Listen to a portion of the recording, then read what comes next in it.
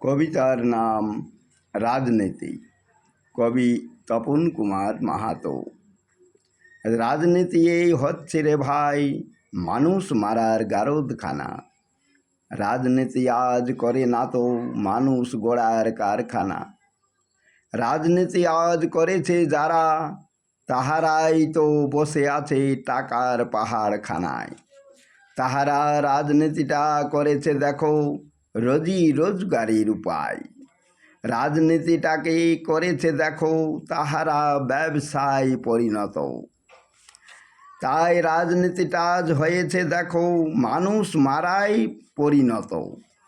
রাজনীতির বেড়া জালে মানুষ মরছে দেখো প্রতিনিয়ত। যাহারা বলে রাজনীতিবিদ, তাহারাই তো করছে দেখো দেশের দুর্নীতি। রাজনীতি আজ করছে যাহারা, তাহারাই তো দুর্নীতিতে হয়েছে পরিণত। রাজনীতিটা আজ করে না তো মানুষের উন্নয়ন। রাজনীতিটা হয়েছে দেখো আবর্জনার স্তূপ।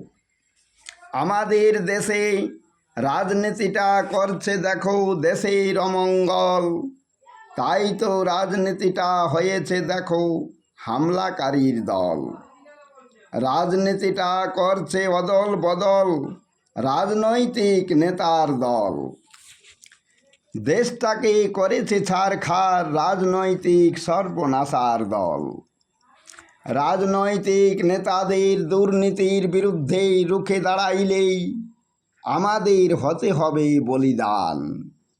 আমরাই তো তাহাদের ক্ষমতার অধিকার করিতেছি দান। তাই তো আমাদের অকালে যাইবে প্রাণ।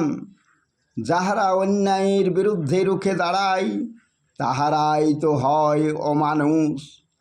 আর যাহারা দুর্নীতিমূলক কাজ করে, অন্যায় ও দুর্নীতিমূলক কাজ করে, তাহারাই তো হয় সঠিক মানুষ। এটাই কি আমাদের ভারতবর্ষের নিয়ম নীতি? রাজনৈতিক নেতাদের অন্যায়ের বিরুদ্ধে রুখে দাঁড়াইলেই আমাদের দিতে হবে প্রাণ।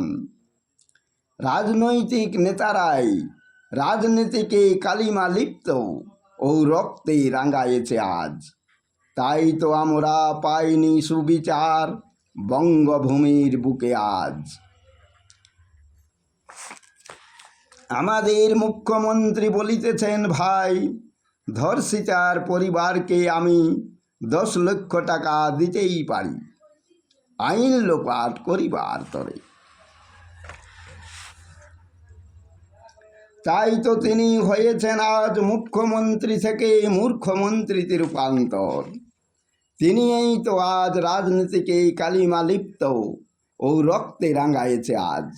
তাই তো তিনি বঙ্গের রাজনীতিতে হয়েছেন অপরাধী আজ। দেশের মধ্যে আমরা সুশাসনে যদি না পেলাম ভাই, তবে কিসের সেই রাজনীতি রে ভাই? অজ্ঞ ব্যক্তিরা যদি করে রাজনীতি, দেশটা তো হইবে ছারখার অজ্ঞ ব্যক্তিদের জন্য আজি। জয় হিন্দ। কমেন্ট ও শেয়ার করে জানাবেন কবিতাটা আপনাদের কেমন লাগলো। জয় হিন্দ।